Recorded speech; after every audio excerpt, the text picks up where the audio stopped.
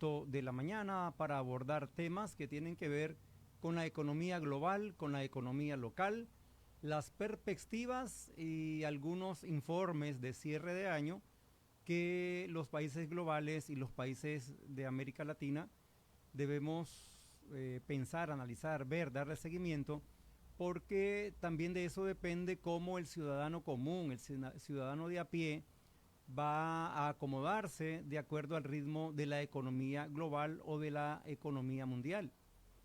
El resumen del año, estimados, es que hay países de América Latina que crecieron, pero hay otros que no crecieron tanto o que crecieron con menor fuerza. En algunos informes que circulan a nivel internacional de revistas serias que tienen que ver con la economía, también se habla del carente crecimiento por la poca inversión que se dio en medio de las diferentes circunstancias, en medio de las diferentes vicisitudes que se vivió a lo largo de la prepandemia, la pospandemia, en el caso de Nicaragua, huracanes, 2 huracanes en una sola semana. Y si hacemos un resumen, todos los traspiés que se pueden dar porque también se afectó la siembra, el ciclo agrícola de alguna manera, y por otro lado la inflación a nivel global o a nivel internacional perjudicó de alguna manera el ritmo, por decirlo así, el ritmo que llevaba la economía de los países emergentes o los países nuestros que la estamos luchando. Hay un descenso en cuanto a los 3 primeros meses del año 2024 para una proyección de 1,8%. Pero aunque los informes reflejan que hay una desaceleración, esto es porque hay un bajo dinamismo del crecimiento económico y del comercio global. Creo que todos los gobernantes y todos los gabinetes económicos de los países de América Latina tienen la buena intención. Usted tiene la buena intención de ver mejor a su familia. Tenemos la buena intención de ver mejor vestido a nuestros hijos. Tenemos la intención de ver mejorías en el desarrollo económico de la familia. Pero hay aspectos internos, cuando refiero al interno, estoy hablando del modelo familiar, que el presupuesto solo lo carga una persona, o bien la mujer que trabaja y tiene un sueldo, o bien el hombre que trabaja y tiene un sueldo, pero hay familias que no tienen ingresos fijos. Y eso, aunque uno tenga la buena voluntad, eh, agentes externos a la economía familiar impiden ese desarrollo. Yo siempre lo pongo en palabras coloquiales para que podamos entender que la economía, los economistas, los gobernantes no tienen una varita mágica. Y en ese sentido, esta varita mágica debe de usarse en el momento más difícil, por decirlo de alguna manera. La economía global, la economía mundial tiene sus características propias porque de repente estalló una guerra en Israel, producto de un ataque, creo que el 8 de octubre, y eso desencadenó un sinnúmero de ataques de parte de Israel hacia la zona de Gaza y luego persiguiendo a los terroristas de Hamas, según las noticias, y ahora los tienen arrinconados hasta un lugar determinado. Pero ¿eso en qué afecta? Afecta los precios del petróleo, por ejemplo. Y los países que dependemos del petróleo también somos perjudicados. Estados Unidos, como una medida de protección para la economía local, en Estados Unidos liberó la producción de petróleo y empezaron a producir petróleo, miles de barriles diarios. Y eso también impacta en una economía donde las reservas que uno pretende tener en los momentos difíciles, a lo mejor las estamos sacando a priori. Pero hay un bajo crecimiento que va a impactar en otros aspectos más concretos y en la práctica, estimado, va a implicar que haya una nueva desaceleración en la creación de empleos, la persistencia de la informalidad y las brechas de inversión, entre otros efectos, y eso lo señala claramente el documento que hemos compartido de parte de la CEPAL.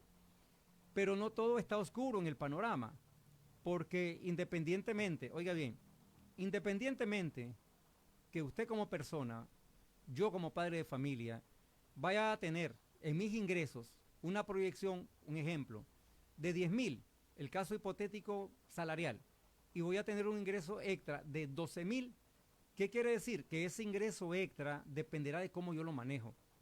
Si esos 2.000, como me decía mi buen amigo Luis Adolfo Díaz Cruz, un periodista de aquí del Rosario, muy buen amigo, Me decía, José Inés, cuando yo tenía mi primer salario, que yo trabajaba para el sistema sandinista de televisión, me salieron otros trabajos extras. Pero de esos trabajos extras, José Inés, yo no tocaba ni un peso. Y yo le decía a mi esposa, del licenciado, le decía yo a mi esposa, ¿sabes qué? Este dinero que yo recibo extra, como que no lo recibo, guardémoslo. Y cualquiera hubiera dicho, no, no hombre, salgamos un fin de semana, mira que son 2.000 pesitos extra. Un ejemplo, ¿verdad? Pero entonces uno dice, no, esos 2.000 córdobas los vamos a invertir para el mejoramiento de la vivienda. ¿Y qué significa eso? Que si bien es cierto tenemos un hogar, pero nos hace falta la casa. En otros casos, muchos tienen una casa y les hace falta un hogar. Y empezaron ellos a reunir y a reunir y a reunir dinero. Y de repente dice, ¿te acordás dónde vivía yo? Sí, recuerdo, Leo, ya creo que era el barrio La Primavera. Por ahí me dice, por el barrio Pedro Joaquín Chamorro del Nuevo Diario, tantas cuadras hacia el lago. Sí, yo recuerdo. Entonces, bueno, vinieron los hijos, vinieron las hijas, había que educarlos, ya no alcanzábamos en la casa y de repente me compro un terrenito ahí en el Rosario, pues para construir una casa y tener en mi vejez dónde estar, porque los hijos se van. Y en esa medida, para hacerle corto el relato, fue acumulando de los otros trabajos extras que le salían y cuando yo lo visito, mira, esta parte de esta casa, así iniciamos. Aquí era la cocina, aquí era la sala, aquí era el comedor, aquí era la sala del televisor. Y si alguien quería ver televisión, los demás nos íbamos a dormir. Pero es una hermosísima casa, estimados, que eso solo lo permite un ahorro con sabiduría. Ahora, si nosotros que vivimos en una economía tal vez en las palabras coloquiales, coyol quebrado, coyol comido, y viene un ingreso extra, tómelo con calma, ahórrelo, proyéctelo, para que en la medida que vayamos proyectando, pongámosle nombre a ese dinero que usted recibe y que en algún momento determinado va a utilizar usted ese recurso para una buena inversión. Nicaragua por ahora ha superado por primera vez los 4.000 millones de dólares en las remesas familiares. ¿Viniendo de dónde? El 82,7% de Estados Unidos, el 6,9% de Costa Rica, el 5,9% de España, y eso da satisfacción a las familias que lo reciben, pero lo bonito sería que, oiga bien, que lo sepan invertir. Estos 4.239,8 millones de dólares en remesas familiares entre enero y noviembre de este año refleja un 46,8% más que en el mismo periodo del 2022. De los 3.504,5 millones de dólares que provinieron de Estados Unidos, una muy buena parte ahora se ha duplicado prácticamente. Es histórico porque el récord anterior era de 3.884,4 millones de dólares que Nicaragua recibió en remesas entre enero y octubre del año pasado. Pero estas cifras recibidas a noviembre también superan todo lo del año 2022 y representan un 27,1% del Producto Interno Bruto, el PIB famoso de Nicaragua, de acuerdo a las cifras oficiales. ¿Eso qué significa? Bueno, que si de alguna manera, oiga bien, si de alguna manera, de alguna forma, el país por A o B queda como estancado, porque hay momentos en que la inversión es abundante, hay momentos en que la exportación es abundante, pero hay un periodo que se bajan las exportaciones y eso no significa que la economía vaya mal. Eso significa que hay un periodo de venta, un periodo de negociar lo que usted está produciendo y otro periodo de exportación. Todo tiene una etapa. Sin embargo, estimados, no podemos obviar que las remesas familiares vienen a aliviar la economía del nicaragüense o de Nicaragua en todo caso. Sin embargo, estimados, hay otros rubros que también son afectados por temporadas, por temporales. Por ejemplo, cuando hay sequías o en el extremo, cuando hay torrenciales aguaceros, se perjudica el final del periodo de cosecha. Imagínense, con el café, con el azúcar, con la ganadería, tal vez no se va a crecer lo que se ha proyectado, pero se va a crecer. Y en estos tres principales rubros agrícolas, el café, el azúcar de caña y otros derivados de la ganadería, tienen un comportamiento pues normal, ni se sube ni se baja, pero se mantiene. Y yo considero que eso no es nada grave. Lo grave sería que se disminuya. En un año en el que tal vez no se esperan grandes crecimientos, pero es que hay cosas que el gobierno no dice porque las está negociando. Y entonces uno agarra cualquier página de economía o de opinión y dice, bueno, Nicaragua tiene problemas porque el próximo año esto y lo otro, y que aquí y que allá, pero es que el gobierno ahora no dice nada hasta que las cosas van a marchar. Y cuando las cosas van a marchar, estimados seguidores, la gente dice, pero ¿y cómo? Se está negociando esto a escondidas del pueblo, y empiezan a hablar del pueblo en nombre del pueblo y el pueblo ni siquiera lo toma en cuenta. Por otro lado, el maní es muy temprano como para decir cuál será la tendencia exportadora, pero puede haber una baja bastante importante por el tipo de la proyección de lluvias que habrá. Esa combinación de sequía y la combinación del periodo lluvioso con las lluvias copiosas del mes de noviembre, no hay hasta este momento un dato preciso, pero sí hay datos conservadores que se va a producir porque la inversión se da, porque se tiene que dar. Ahora, se preveía un crecimiento del 0.929%, más o menos 8.6 millones de dólares en las exportaciones agropecuarias del 2023. Pero hubieron, por asunto del precio internacional, caídas en las ventas de café. Y ahora con el cierre de la CISA exportadora, hay una buena cantidad de café en el limbo. Los bancos no se atreven a negociar con los productores porque parte del café ya está prendado. Y eso es grave porque si usted ya tiene prendado su producción, eso significa que no es suya, eso significa que es del banco que intervino o embargó los bienes y activos del grupo que tiene que ver con CISA exportadora, Café Group. Sin embargo, también la cebolla, el aceite de la palma africana, la langosta, el camarón, el atún y la resina de madera, entre otros, también pudieron haber sufrido un leve descenso en las exportaciones. Pero eso no significa que los productores se queden con los brazos cruzados. Ante la quiebra de Mercon Coffee Group, la gente empezó a movilizarse. ¿Cuál será la opción? ¿Qué está pasando? Y eso puso en zozobra a los productores cafetaleros en esta temporada, porque si bien es cierto, en el 2022 generó el rubro café 711 millones en exportación, hoy está en el limbo. Algunos dicen, lo que pasa es que Nicaragua tiene una economía muy atrasada, tiene la tecnología es de los años 60, 40, 50, todavía se ara con bueyes, todavía se siembra el espeque, sí, pero en algunas partes, donde, por ejemplo, en las laderas de los cerros de Santa Lucía, ¿cómo va usted a meter un tractor? Se dice siempre se va a sembrar con espeque, ¿verdad? Pero en las partes planas donde le permite la tecnología hacer presencia, empujémosla. El arado con tracción animal, el arado con mecanizado, el arado con todos los implementos e insumos que tienen a mano, va a lograr y se va a lograr una buena cosecha porque con la tecnología actual y las capacitaciones que están brindando quienes están pendientes de la producción, nos va a generar una mayor cantidad de quintales por manzana y eso está siendo demostrado. Cuando Honduras y Brasil empezó a experimentar con un famoso inoculador, mire, a mí me llamó la atención.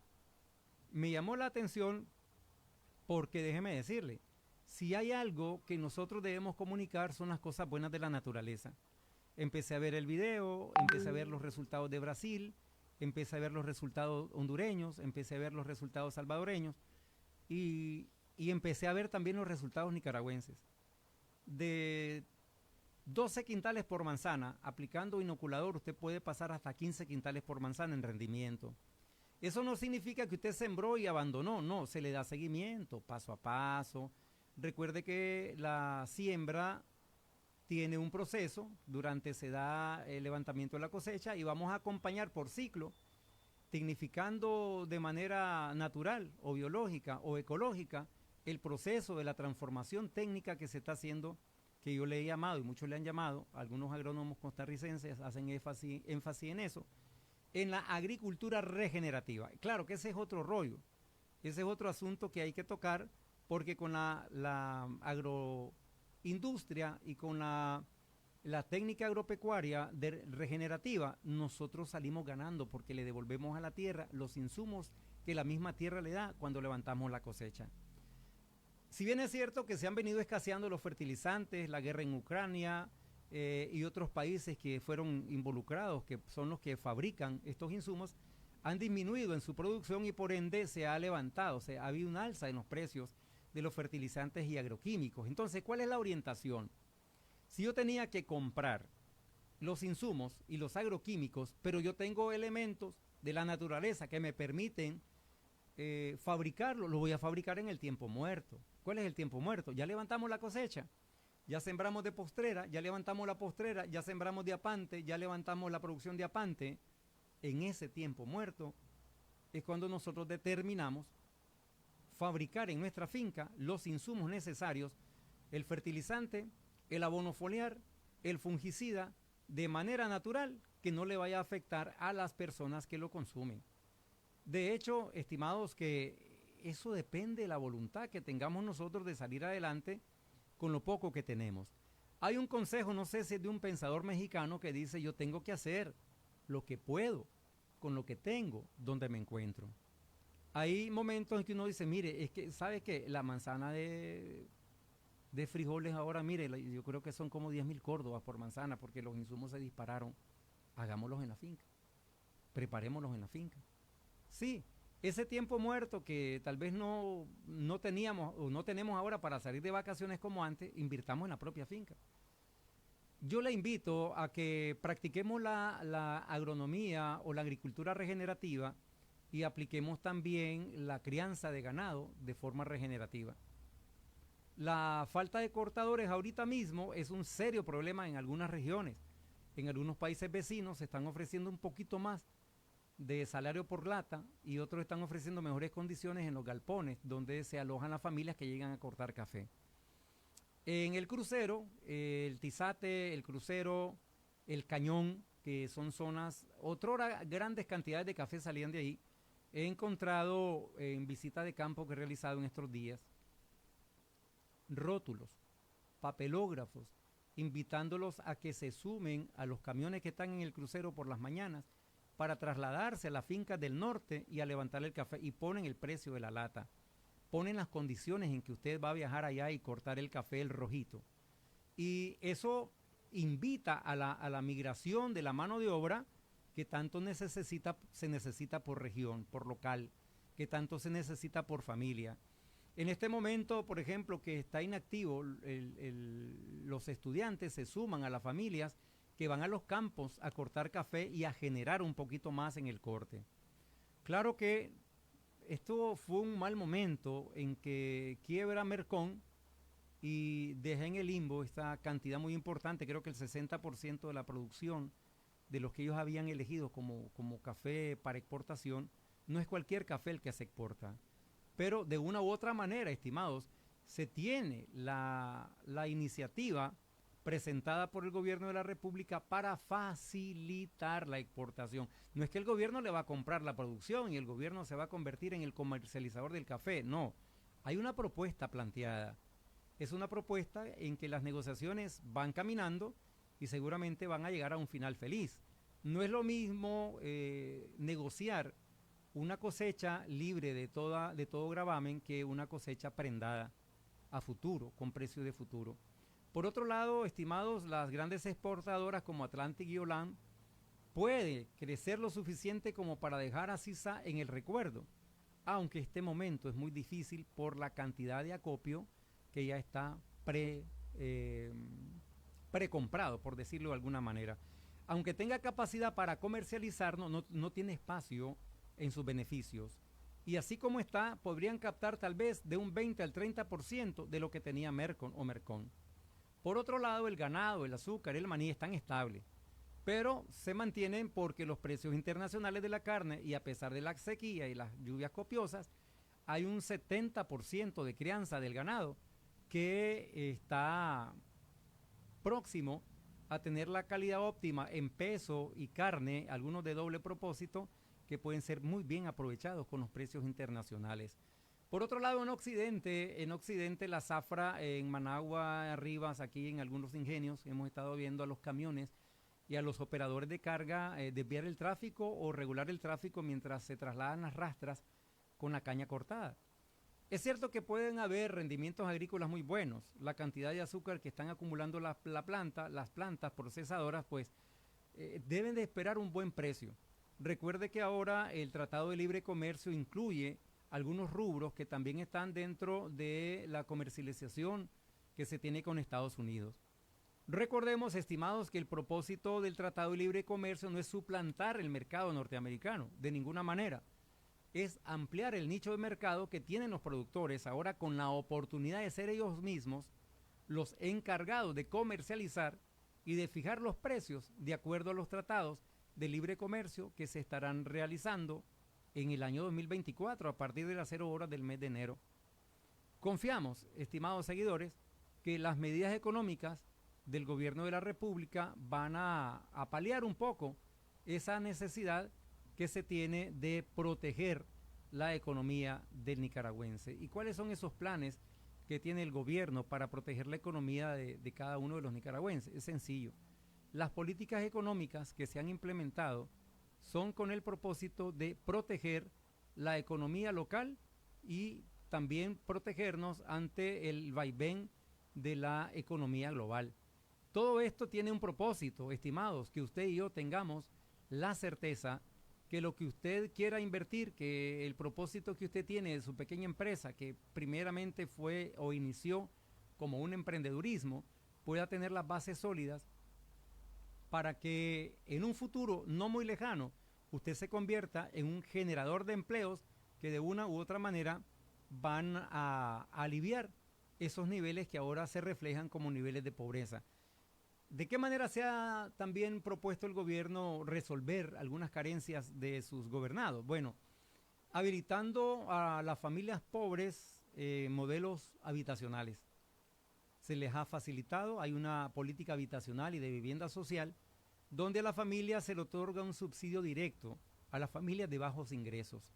Y asimismo, con el programa Plan Techo, se están beneficiando a más de 148.600 familias que ahora pueden aplicar a tener una vivienda digna. Estimados, el tiempo nos ha alcanzado. 11 de la mañana, 24 minutos, muy agradecidos con Dios y muy agradecidos por la atención que usted nos presta en el espacio Economía Global. No olvide escribirnos a radioondasdepaz@gmail.com. Muchas gracias por su atención. Como siempre le acompaña su amigo José Inés Ruiz. Feliz año nuevo y que Dios nos dé la prosperidad que buscamos de acuerdo a su santa y bendita voluntad. A partir del mes de las 0 horas del mes de enero, recuerde, el dinero, mayor rendimiento, la tasa fijada, 36.62. Que pase una buena noche de fin de año y recuerde, nada con exceso, todo con medida. Hasta pronto.